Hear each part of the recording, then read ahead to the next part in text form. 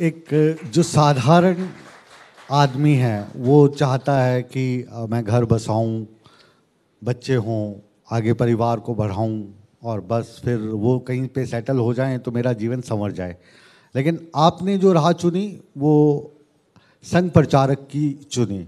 तो ये प्रेरणा आपको कहाँ से मिली कि एक आम आदमी से मैं एक आम संघ प्रचारक बन जाऊं? क्योंकि उस वक्त जब आप संघ प्रचारक बने तो उस वक्त संघ प्रचारक बनना कोई फ़ायदे का सौदा नहीं था। आज हो सकता है कि उसका फ़ायदा बीजेपी में एक अच्छा पद दिलवा सकते हों, या एक एमएलए बनवा सकते हों, मुख्यमंत्री बनवा सकते हों, राज्यपाल बन जाएं, लेकिन उस वक्त ऐसा कोई लोभ था नहीं। तो उस तरफ कैसे अट्रैक्ट हुए आप? देखिए, कभी कभी परिस्थितियाँ होती हैं, व्यक्ति को एक विशेष मोड़ दे देती हैं। जब मैं दिल्ली में दुकान करता था, ये है सन 1972 से 80 के बीच की बात। देश में आपातकाल लगा 1975 में, और आपातकाल के वो जो 18 महीने थे उस समय, क्योंकि आयु भी आखिर 54 का जन्म है, तो 21-22 वर्ष की मेरी आयु थी उस समय। और वो एक आयु ऐसी होती है, व्यक्ति बहुत बारीकी से चीज़ों को, यानी नौजवान होता वो तार्किक तौर पर समझता सीखता है, रीज़न कारण ढूंढता है क्या है। तो उस आपातकालीन का एक बहुत बड़ा असर था कि आखिर ये क्या आपातकालीन हुई, देश क्या है, लोकतंत्र क्या है, समाज क्या है। और इसमें जो आपातकाल में जो दृश्य देखने को मिले, लोगों की जो एक प्रकार की जो बोलने की आज़ादी थी उसको भी छीनने का काम हम मीडिया जगत के लोग जानते हैं उस समय क्या हुआ था। वो सब करते करते एक ध्यान आया कि एक संगठन ऐसा है जो इस आपातकाल का विरोध करता है, उसके लोग भारत माता की जय बोलते हैं और विरोध करके वो जेलों में भी चले जाते हैं, और आपातकाल का कोई लाभ है नहीं। तो ऐसा संगठन कौन सा है जो इतनी हिम्मत से ये सब काम करता है? तब उसमें से ध्यान में आया, पता लगा कि एक राष्ट्रीय स्वयंसेवक संघ नाम का एक संगठन है जो ये सब काम करता है। मैं उस समय दिल्ली में रहता था और संयोग से हमारा एक मित्र वो संघ का स्वयंसेवक भी था, मुझे पता नहीं था। उन दिनों में संघ के जो स्वयंसेवक थे वो ऐसे आपातकालीन का विरोध करने के लिए तरह तरह के काम करते थे। एक दिन की बात है, सायंकाल के समय, रवि तेनेजा उनका नाम था। उन्होंने कहा कि एक काम करना है, अमुक सराय रोला में गली में एक प्रिंटिंग प्रेस है, वहाँ चले जाओ और वहाँ हर्ष नाम के एक व्यक्ति हैं जो मालिक हैं, वहाँ ये पेपर ले जाओ, वो प्रिंट करके दे देंगे और इसकी इतनी संख्या प्रिंट करके बाद में इतना ही ध्यान करना कि बाद में उस प्रेस में कोई चीज़ ऐसा प्रूफ दिखना नहीं चाहिए कि वहाँ चीज़ छपी है। रद्दी कागज़ सारे जला देना, फाड़ देना, या जब उसका प्रिंट होता, उस समय खांचा बनाया जाता था प्रिंटिंग का, तो उसके लेटर्स को डिस्ट्रीब्यूट करवा देना अपने सामने, ताकि ज़रा भी कोई लिंक ना बचे कि वहाँ ये चीज़ छपी है, और बाद में छपवा करके मुझे ला के दे देना। हम गए, रात को 2-3 घंटे लगे, 12 बजे ला के उसके हाथ में पकड़ा दिया और अब जाके सो गया मैं। और मुझे उतनी समझ नहीं थी कि इसमें क्या तो लिखा होगा, क्योंकि दोस्ती थी, उन्होंने कहा, हम करके आ गए।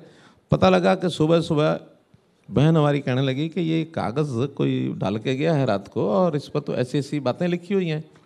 मैंने देखा, अब उसको तो बताया नहीं था, लेकिन मुझे पता था कि ये तो वही है जो मैं छपवा के लाया था। वो बट गया सारे मोहल्ले में और पूरा शोर हो गया कि ऐसा ऐसा आपातकाल का विरोध करने वाले यहाँ भी कुछ लोग बैठे हैं। तो ऐसे काम करते हुए तब जाके ध्यान में आया कि क्या देश है, क्या समाज है, क्या देशभक्ति है। और एक समय आपातकाल समाप्त हुआ और हमने संघ का प्रतिबंध हटा, हमने उन्हीं से पूछ लिया। मैंने कहा, यहाँ संघ की शाखा कहाँ लगती है? कहने लगे, क्यों आप चलोगे? मैंने कहा, मतलब? मैं तो जाता हूँ। हमने भी उसके साथ हो गए, संघ के स्वयंसेवक बन गए। तब जाके ये चीज़ें ध्यान में आई। अब वो एक ऐसी स्टेज होती है जब अर्ली 20s में ये परिवार के लोगों की भी दुविधा होती है, व्यक्ति के मन की खुद भी दुविधा होती है, और इधर ये देशभक्ति की भावना और कुछ करना चाहिए देश के लिए, ये सब चल पड़ा। अंतोगत्वा ध्यान में ये आया कि सामान्य जीवन सब दुनिया जीती है, उसको कोई याद नहीं करता है। हम अपने पिताजी के पिताजी के पिताजी 2-3 पीढ़ियाँ याद करके रुक जाते हैं, आगे कुछ पता नहीं होता।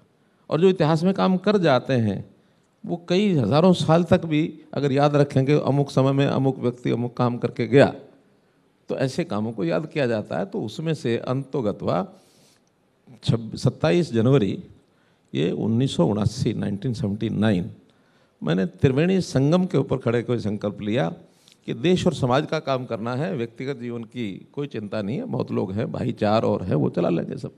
जी, तो वहाँ से फिर भारतीय जनता पार्टी में एंट्री कैसे हुई, और वो जो भारतीय जनता पार्टी में एंट्री हुई उस वक्त क्या आपके जहन में ख्याल आया था कि 2014 में मैं प्रदेश का मुख्यमंत्री बन जाऊंगा?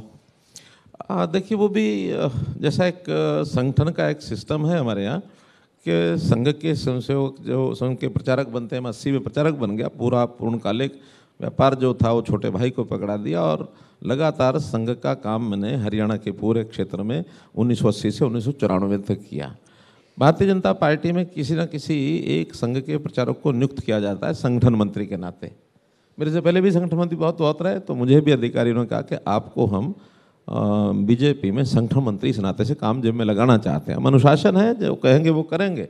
उन्होंने नियुक्ति कर दी, हम करने लग गए। 1994 में मैं संघ का यानी भारतीय जनता पार्टी हरियाणा प्रदेश का संगठन मंत्री बना। जो संगठन की योजना थी इसलिए बना, मेरा कोई इच्छा भी नहीं थी, ना मुझे उस बात की कोई जानकारी थी। बल्कि यहाँ तो किसी की इच्छा हो जाए उसको बनाते भी नहीं है। एक बार पंडित दीनदयाल जी उपाध्याय, वो भी संघ के प्रचारक थे, उनको भी जनसंघ में उस समय लगाया गया था काम करने के लिए।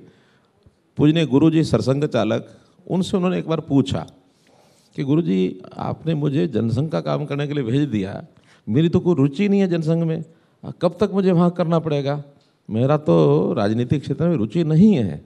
तो बड़ा सुंदर उत्तर गुरुजी ने दिया। गुरुजी ने कहा, देखो दीनदयाल, जब तक तुम्हारी रुचि नहीं है तब तक तुम वहाँ रहोगे, जिस दिन रुचि हो जाएगी उस दिन वापस निकाल लेंगे। बहुत ये उत्तर था। तो वहाँ रुचि वाले को भेजा नहीं जाता, जिसकी रुचि नहीं होती उसी को संगठन मंत्री बनाया जाता है, ताकि वहाँ जाकर किसी लालच लिप्सा सत्ता के सुख में या कहीं प्रयत्न करके आगे बढ़ना शुरू कर दे, अच्छा नहीं माना जाता। हमारी भी कोई रुचि नहीं थी, लेकिन संगठन का काम करना 94 में लगाया गया। संयोग से 1996 में मोदी जी हरियाणा के प्रभारी हो गए। प्रभारी के साथ तालमेल रखना ही होता है जी। तो इसलिए उनके पास 4-5 जो उत्तर क्षेत्र के प्रदेश हैं उनका काम आया। मेरे पास हरियाणा का था, तो हमारा दोनों का केंद्र भी पंचकुला रहा। तो सहज स्वाभाविक हमने 5 साल 96 से 2001 तक इकट्ठे काम किया। मैंने हरियाणा में किया, उन्होंने सब प्रदेशों में किया। और जब एक ही केंद्र होता था, जब कभी आते थे तो बैठकें करते थे, मिलते जुलते थे, हम उनसे मार्गदर्शन लेते थे कैसे काम करना है। तो कुल मिलाकर के उस समय तो इतना ही था, संगठन का काम करना है। संघ का प्रचारक कोई सत्ता में आ जाता है, ये तो 2001 में पहली बार जब मोदी जी को गुजरात का प्रधानमंत्री बनाया गया, तब जाकर के ये पता लगा कि प्रचारक भी मुख्यमंत्री हो सकता है। वरना उस समय तक तो ये था कि प्रचारक कोई सीधा सत्ता में आकर के और सीधा शासन की बागडोर संभालेगा। उस समय तक कोई उदाहरण नहीं है। बिल्कुल, जिस समय आप काम करते थे उस वक्त मोदी जी को भी नहीं पता था कि वो गुजरात के मुख्यमंत्री बनेंगे।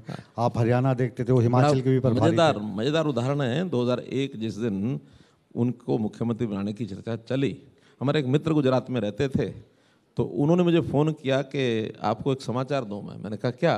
कि हमारे यहाँ नरेंद्र मोदी जो है मुख्यमंत्री की शपथ लेने वाले हैं कल। मैंने उनको थोड़ा सा सख्ती की लहजे में कहा, मैंने क्या बोल रहे हो, ऐसे हो ही नहीं सकता। कि नहीं, कल हो रहा है। अब उन्होंने कहा है तो मुझे भी हैरानी हुई।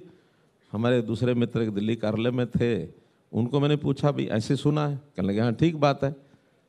तब मैंने उनको फ़ोन किया, भी तुम्हारी बात ठीक है, मेरा ही भ्रम जो है वो था कि कोई प्रचारक नहीं बन सकता, मोदी जी कल मुख्यमंत्री बन रहे हैं। तो वो मुख्यमंत्री उस समय बने। संगठन की योजना है, जो संगठन कहे। संगम में एक बात बताई जाती है, सिखाई जाती है, पीर बवर्ची भिश्ती खर, कोई भूमिका मिल जाए संघ के प्रचारक को कार्यकर्ता को करने के लिए तैयार रहना चाहिए। मैं लास्ट में यानी पहला शब्द है पीर। पीर यानी जिसकी पूजा होती हो। पीर पैगंबर वही होते हैं कि अगर आपको बैठा दिया जाए किसी कुर्सी पर, लोग आपकी पूजा करेंगे, इसमें देश का भला है, तो देश का भला ये टारगेट है, कर लो भाई, पूजा कर लो। तो कहते हैं कि बावर्ची बनाना हो। बावर्ची कौन होता है? जो खाना बनाने वाला।